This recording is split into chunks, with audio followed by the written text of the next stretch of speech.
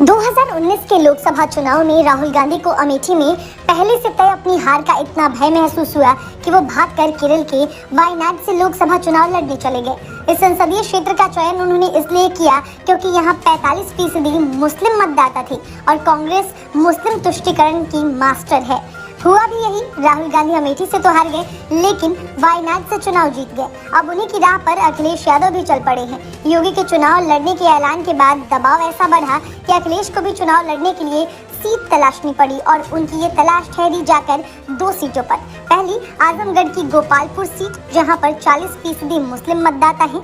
अखिलेश खुद आजमगढ़ से सांसद भी हैं। दूसरी सीट है मैनपुरी की करहल विधानसभा सीट जहां पर यादव वोटों की संख्या 1.5 लाख से अधिक है और यह बात भला किससे छिपी है कि समाजवादी पार्टी का परंपरागत वोट बैंक यादव ही है, इसलिए इन दोनों सीटों पर अखिलेश की निगाह थी। लेकिन आजमगढ़ में योगी का डर उन्हें सताने लगा। वो जो ये कि एक तो पूर्वांचल में बीजेपी की तूफानी रफ्तार और योगी की मौजूदगी, अखिलेश को लगा कि अगर वे चुनाव जीत भी जाते हैं तो योगी आदित्यनाथ आजमगढ़ में ही जोरदार घेराबंदी कर देंगे और वे अपनी सीट बचाने के चक्कर में यहीं उलझ कर रह जाएंगे।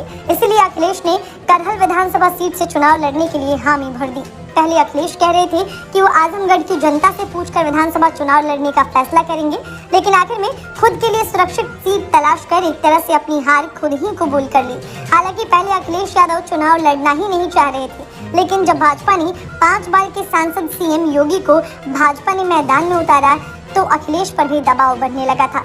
खबरें तो यहाँ तक उड़ी कि अपनी डूबती नैया बचाने के लिए अखिलेश यादव पूर्वी यूपी या हाई प्रोफाइल लखनऊ जैसे सीट सहित 1 से अधिक सीटों पर भी चुनाव लड़ सकते हैं।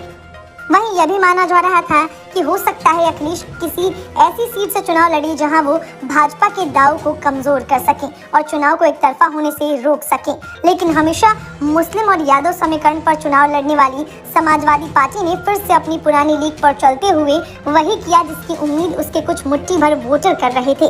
अब यादव दल से चुनाव लड़ने जा रहे अखिलेश भले ही लफबाजी हाँकते हुए खुद को यूपी के हर समाज का नेता बताते हों, पर सच्चाई यही है कि वो जाति और धर्म विशेष को लेकर तुष्टीकरण करते हैं और उनके इस फैसले से यह साबित भी हो गया कि भले ही वो समाजवादी पार्टी के नेता हों, पर मूलतः वह सिर्फ अपनी जाति के नेता हैं। क्योंकि जब किसी नेतृत्व को यह लगता है कि वह चुनाव जीतने जा रहा है तो अपनी परंपरागत सीट से चुनाव नहीं लड़ता है, बल्कि वह ऐसी सीट से चुनाव लड़ता है जहां पर चुनाव फंसा हुआ हो और उसकी उपस्थिति मात्र से ही क्षेत्र में उसकी पार्टी के पक्ष में माहौल बन जाए। लेकिन लगातार अपनी बातों से पलट रहे अखिलेश ने पहले कहा कि वह चुनाव नहीं लड़ेंगे और राज्य की हर सीट पर ध्यान देंगे, फिर कहा कि वो हर समाज के नेता हैं और आखिर में पलटकर अपनी ही बात को धता बताते हुए चुनाव भी लड़ने जा रहे हैं और जमकर मुस्लिम यादव समीकरण को साधकर तुष्टीकरण का नया नमूना पेश कर रहे हैं।